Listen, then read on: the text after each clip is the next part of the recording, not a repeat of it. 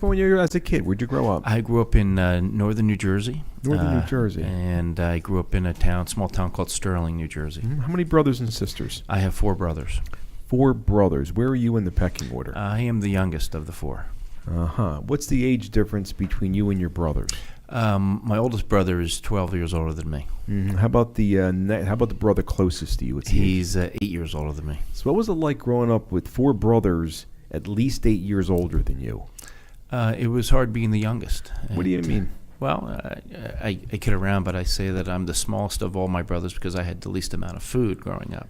Yeah, but I mean, didn't they? I mean, was it really competitive with you guys? Did they beat you up? Did you run after them? Did you want to be like them? What was that all about? I was the baby in the family. I mean, I was the youngest by 8 years, and they took care of me generally speaking. But I mean, it was always a challenge being the youngest because every person you met, you were always one of my other brothers. You know, you were Tommy's brother, you're Mickey's brother, you're Billy's brother. So, what did you learn from them?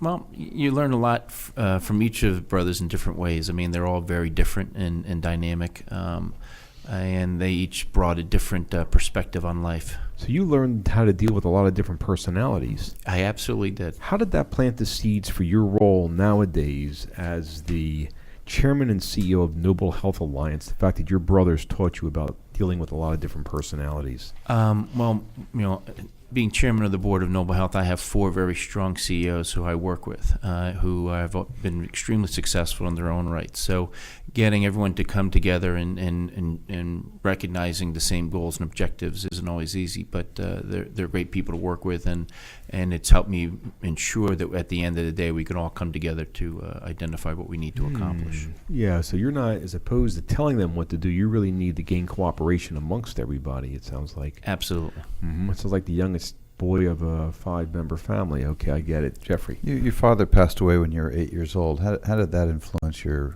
life growing up and ultimately your career today? Yeah, well, I would say it left a pretty large gap in my life, and always wanting to accomplish something and wanting to know if your father recognized that and would be proud of you. So for me, it was something that I think drove me to be successful to a certain extent. And it's kind of like a never-ending answer to that question, would your dad be successful? Because you never really know, because you can't have that conversation.